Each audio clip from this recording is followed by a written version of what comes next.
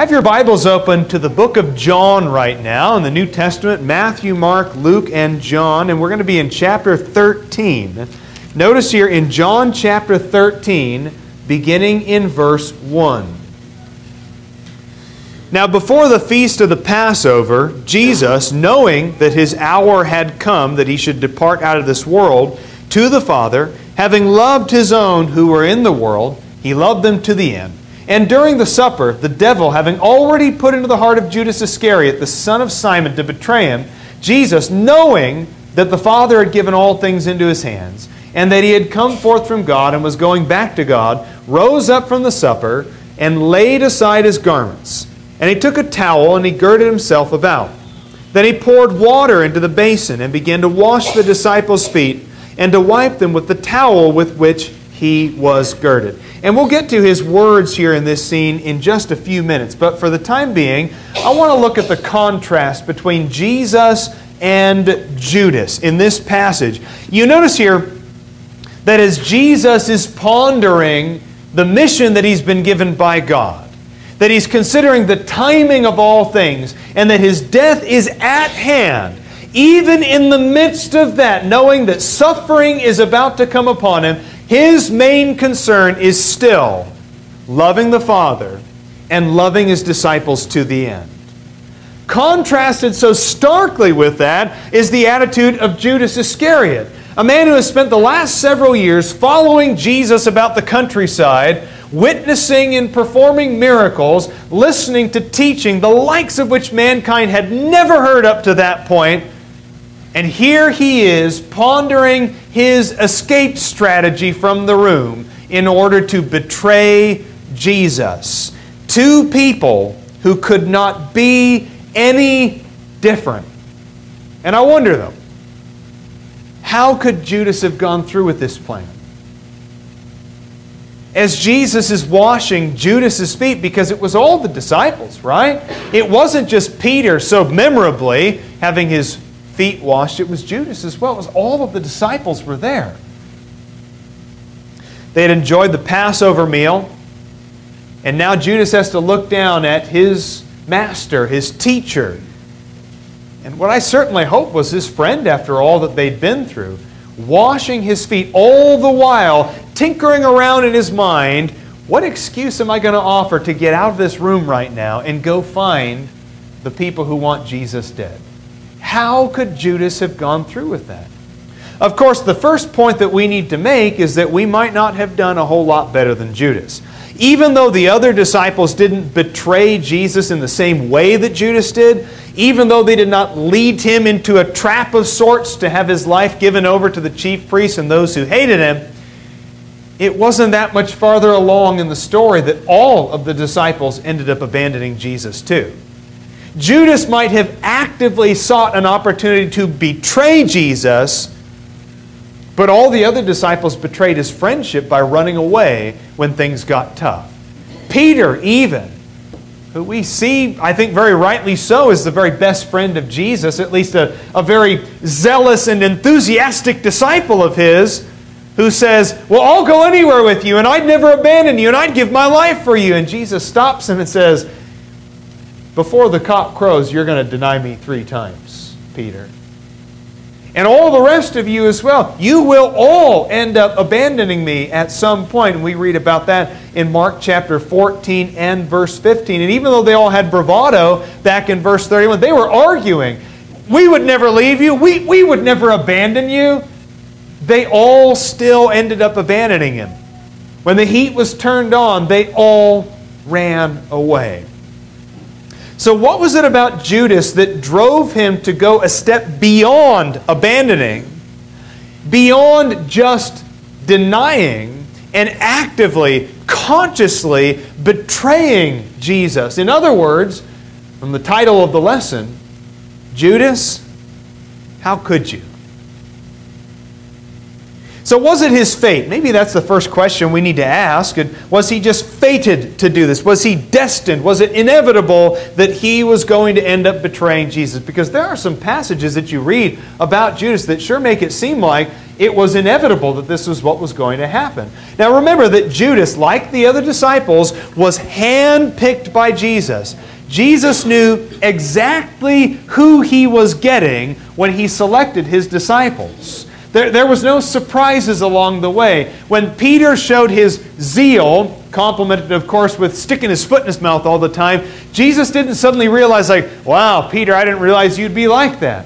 When John showed what he was made of, when Thomas showed what he was made of, when Philip and Andrew, Jesus knew exactly what he was getting when he selected his disciples. So Judas was not a surprise to him. Go to John chapter 6 and notice here in John chapter 6 the way that it's described here. And at the end of the chapter here in verse 70 it says, Jesus answered them saying, did I myself not choose you, the 12, and yet one of you is, notice he says there, is, present tense. That's a detail maybe you might ignore if you were just going through the text pretty quickly, but here's Jesus pretty early in his ministry saying, present tense, one of you is a devil. Now, he meant Judas, the son of Simon Iscariot, for he, one of the 12, was going to betray him.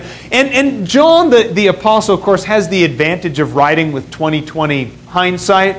He's able to write his gospel decades later, knowing exactly what was going to end up happening to Jesus. But the way that it's phrased there, did I not choose you, the 12? Did I not select you, hand-pick you, and yet one of you is a devil?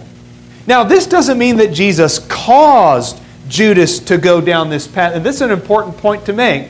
When it comes to God and His foreknowledge and what God knows, foreknowledge does not equal causation. Foreknowledge does not equal causation. Just because Jesus might know what Judas is going to do one day doesn't mean He caused Judas to do that. In the same way that Jesus knew exactly what Peter was going to do, you will deny me 3 times. It is going to happen. And as for all the rest of you, you're going to abandon me too. You'll all run away like sheep without a shepherd. You will all abandon me before the end of this night. That doesn't mean He caused them to abandon Him, but it does mean He knew that they would abandon Him. God, in His foreknowledge, knows a great deal, but that doesn't mean He caused that to happen. So if we're going to lay the blame for Judas' sin at anybody's feet, it needs to start with Judas himself, who was the one who had to make the choice in the end. But the text in John chapter 12 gives us a little bit more information. We don't just place the blame at Judas' feet, we also can place some of the blame at the feet of the devil. In John chapter 12, it very clearly says that the devil had put the idea into Judas' mind. The devil had already planted the idea there. Now again, that doesn't mean that Judas lost any responsibility there. It doesn't mean that Judas could just go, oh, the devil made me do it. No. The devil might give you an idea, but the devil never makes you do it. The devil gave Adam and Eve an idea, or more specifically, Eve an idea, right? There was that fruit there, the fruit of the tree of the knowledge of good and evil. Now, he never made Eve do anything. He didn't pin her down, give her a boa constrictor squeeze and stuff an apple in her mouth, or whatever fruit it happened to be. He didn't make her eat. But he was very persuasive in planting the idea in her mind. Has God really said? And I think it works the same way with Judas. Whatever Satan was telling Judas was very persuasive. He had planted the idea, but Judas bore the responsibility. God never can be blamed for sin, as James chapter 1 puts it. And I don't think that the devil has to be blamed entirely for sin also. We bear our responsibility, and yet with all that being said, we do have to give some blame to Satan. And I think there's an important point to make here, that when we read here in John chapter 12 that Satan had already given the idea to Judas, I think there's a great point there to be made about on his own, Judas could never have conceived of such evil. And I honestly think that on our own, Man just by himself is not capable of conceiving of the incredible and horrible depravity that Satan is capable of conceiving. Remember the way Jesus described Satan earlier in the Gospel of John, that he's the father of lies. Everything he says is a lie. He's been a liar and a murderer from the very beginning. Man cannot conceive of the incredible depths of depravity the same way that Satan can. And to betray the Son of God, I don't think Judas knew exactly what he was getting into. And the fact that Judas regretted what he did later and threw the silver back and said, I don't want to be a part of this anymore, take your silver, the way that he went and committed suicide later on in his extreme guilt, and it was not the right way to respond to that guilt, but the fact that he showed such a response indicates to me he didn't really understand just what exactly he was getting into here. He didn't understand. Mankind might do many evil things, but let's remember, Satan is the source of all evil. Not only that, but failure begins long before the fall. Judas's ultimate failure began many, many steps earlier in the process.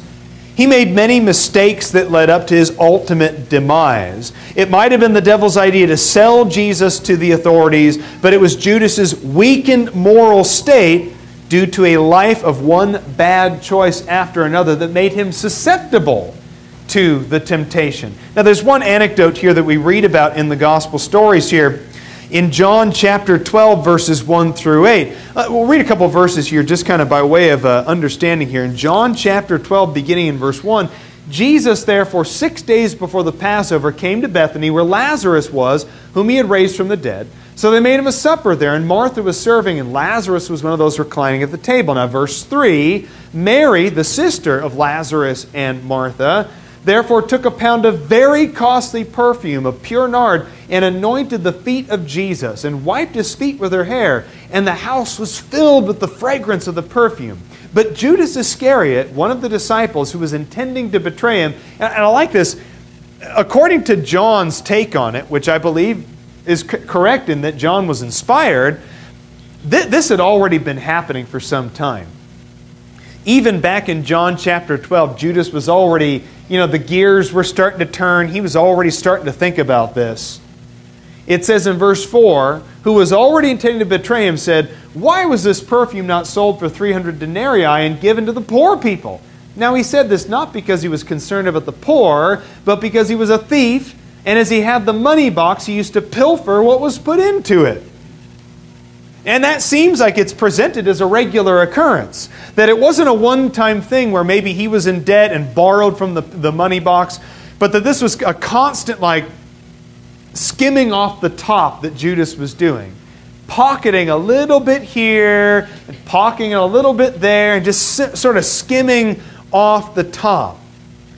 That Judas is a greedy and envious and dishonest person is clear from this anecdote, from this story. Now this is just one example. Just one example of many. So to me it's no surprise that it was silver that ended up winning him over. If anything's going to win Judas over, it was silver. And Jesus knew his heart when he first selected him. Just like we already read in John chapter 6 and verse 70. Jesus knew exactly who Judas was. I suspect then that when Jesus picked Judas to be a disciple, he already had a background of stealing, or of dishonesty, or of greed, or of covetousness. And Jesus knew that that was already in his heart. And 3.5 years later, that covetousness and greed had festered and festered and festered for so long that eventually it was going to blow up in the form of betrayal for 30 pieces of silver. So I think practical application real quick then is, what sort of foundation are you laying right now in your life? Because you might not be able to look 10 years down the road or 20 years down the road and know with any precision something that's going to trip you up later on. But what are you doing right now that's laying the foundation for that failure 20 years down the road? What are you doing right now in your marriage, right? You can't pinpoint and say, 20 years down the road, I'm going to have an affair with somebody. Maybe you can't pinpoint or put something on a calendar and say, I think in 20 years or 10 years or next September, I'm going to have an affair with somebody. But what are you doing right now that's setting you up for that failure later on? What glances are you stealing from coworkers? What are you looking at right now on your phone, your computer, your private life, your Instagram account? What are you doing right now to close off your spouse, emotionally speaking, that is laying the foundation for a failure later on? How are you handling money right now, for example? How are you handling money right now so that maybe you're not deep in debt and going to commit some kind of tax fraud tomorrow? But what are you doing right now that's going to put that temptation in front of you in 5 years? When you're $150,000 in debt and there's an easy way out of that all you have to do is compromise, sin, defraud somebody, what are you doing right now that's setting you up for that failure later on? Judas was a greedy man. And Judas was dishonest. And he was covetous. And he was willing to pilfer from Jesus' own money box. So is it any surprise that for 30 pieces of silver, he would sell Jesus to the chief priests? He laid the foundation for his failure long before it happened. It's hard to imagine such sin coexisting with the many wonders that Judas witnessed in his ministry. And the Gospels are filled with examples of wonders that Judas must have seen firsthand. Things that he saw with his own eyes. Men who could not walk one moment and could suddenly jump up and walk the next.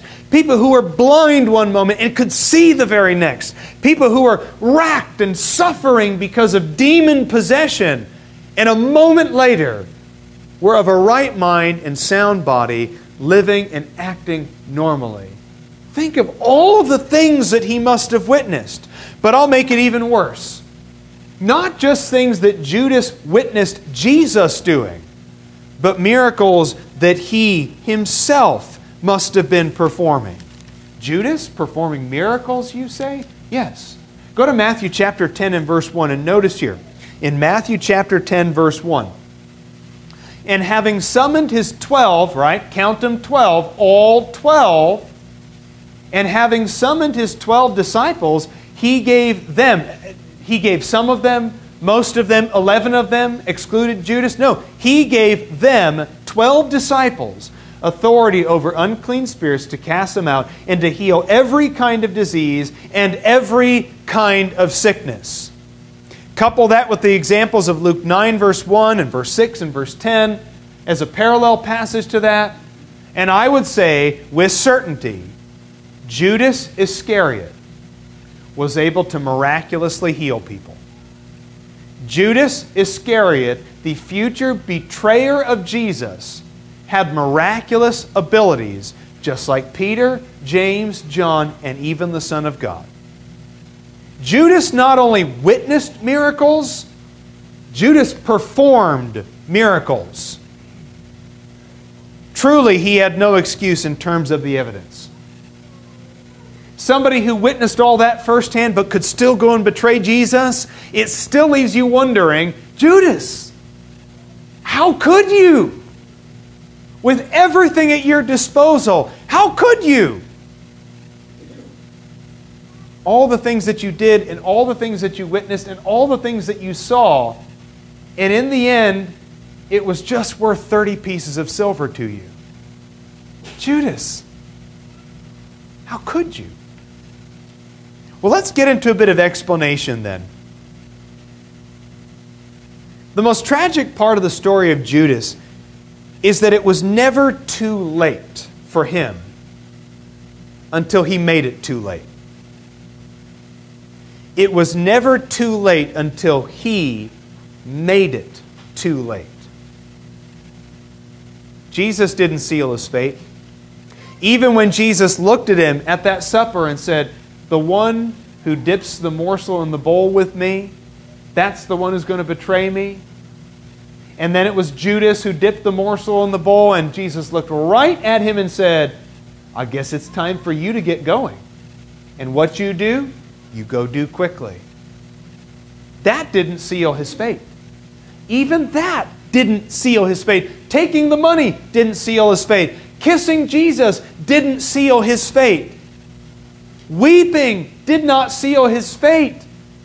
His incredible grief and his remorse and his pain, that did not seal his fate, because up to the very moment that he wrapped the noose around his neck, he could have repented and got up the next day.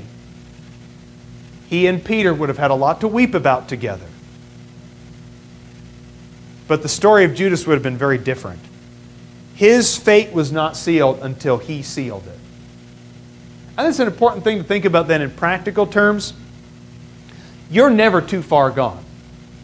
You, sinner, you, Christian, who's fallen away, you with the secret sin, the thing that you're ashamed of, that you don't want to share with anybody else because you don't want people to know, you don't know how they'll feel about you, look at you differently. You are never too far gone for God. You are never too far gone for God until you make yourself too far gone like Judas did. Judas's fate wasn't sealed until he sealed it himself. Wrapped that noose around his neck. He had friends who would have rallied around him. You know that. He had regret. He had all the things that were necessary for coming back to God in repentance. Judas might have been destined to betray Jesus in a certain way, but that doesn't mean that he was destined for hell. And in John chapter 13, notice something here. Going back to our original text in John 13, let's pick up again here in verse 7. Okay?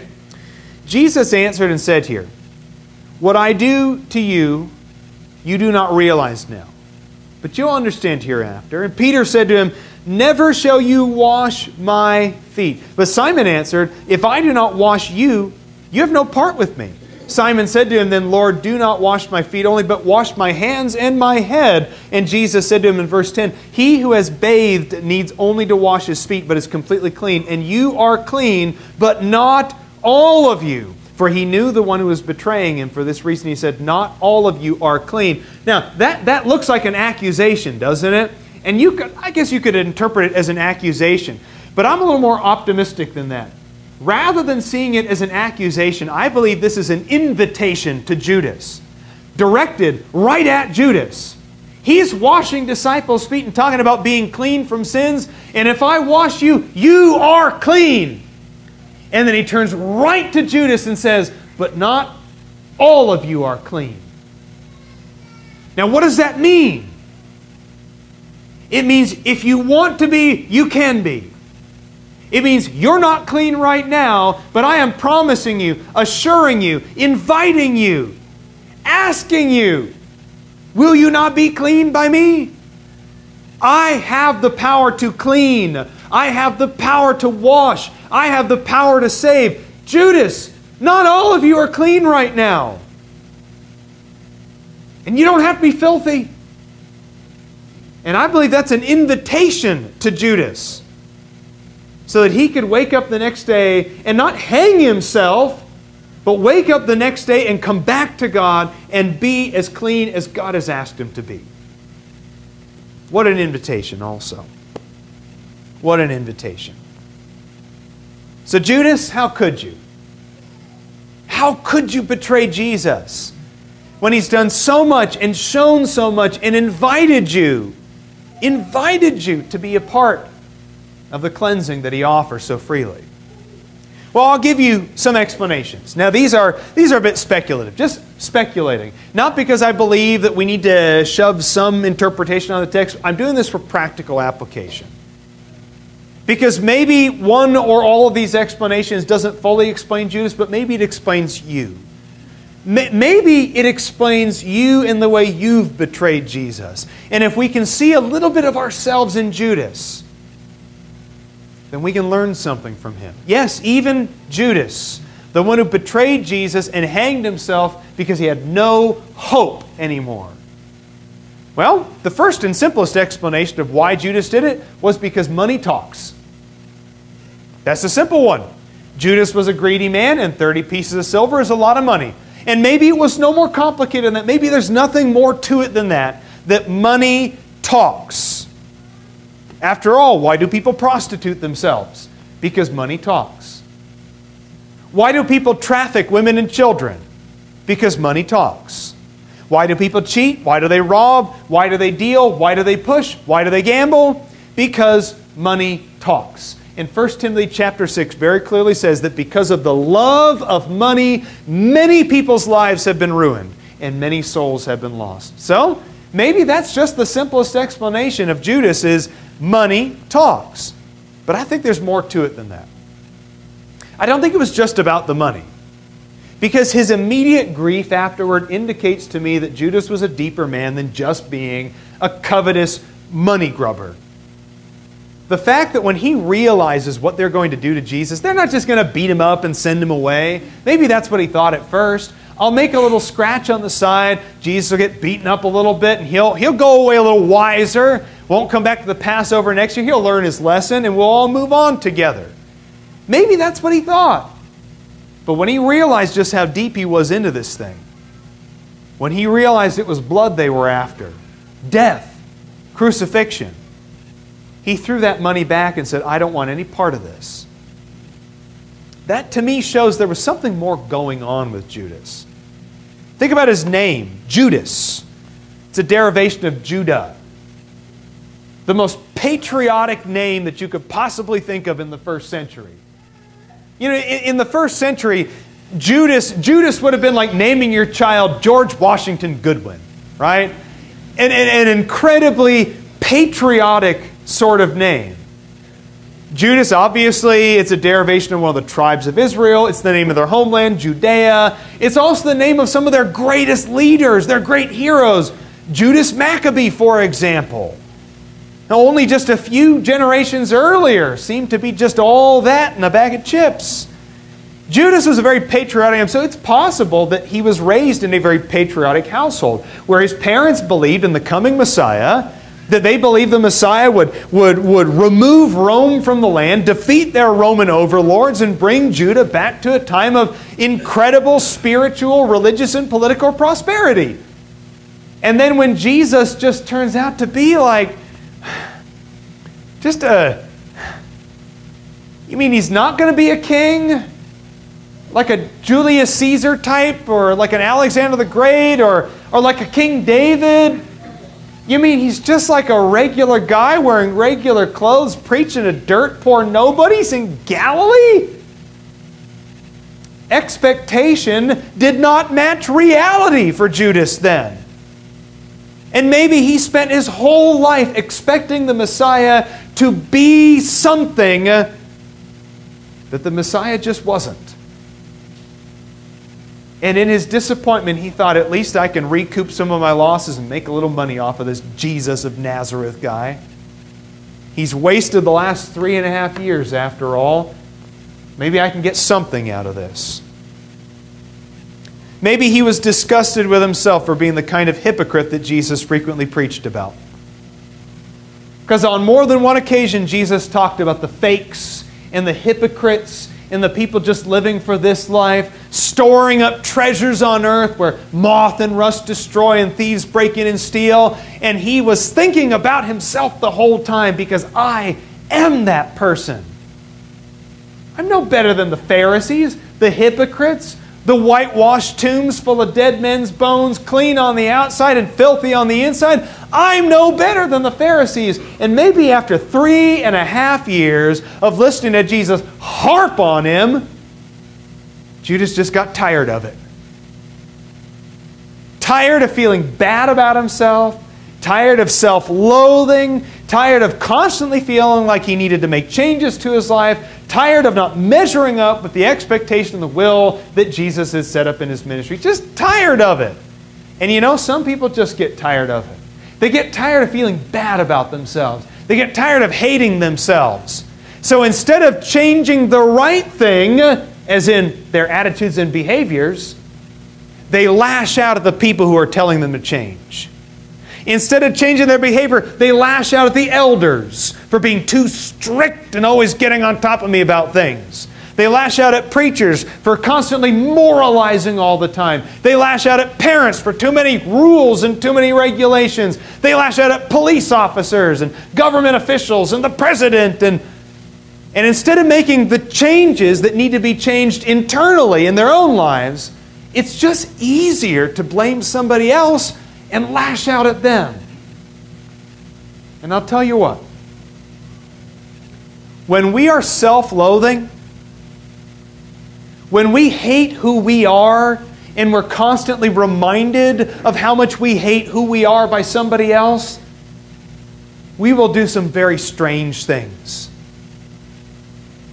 And when you hate who you are, you might even betray the Son of God for 30 pieces of silver. I don't think Judas liked himself very much. And when he finally had the last straw and couldn't take it anymore, given a life of hypocrisy and covetousness, and the last straw was, I cannot live with what I've done to Jesus, he took the easy way out again. Just as he had probably always done before. I don't know if that's why Judas killed himself. I don't know if that's why Judas betrayed him. We're just not given a ton of information. But I will tell you this, that the example of Peter is a constant reminder that Judas's life could have turned out very different. They both betrayed Jesus, didn't they? Now, Judas got more money out of it, but in a sense, didn't they both betray Jesus? They both abandoned Jesus. They both betrayed Him. But when the sun came up the next day, one of them was dead, and one of them had the sunshine on his face, ready to pick up the pieces and move on. It was never too late for Judas, and it's never too late for you. Jesus offered Judas the same cleansing that He offered Peter. If I make you clean, you really are clean. And He offers the same invitation to you now. He who believes and is baptized shall be saved. It really is as simple as that. So whatever spiritual needs you might have, please let it be known by coming forward as we stand and sing.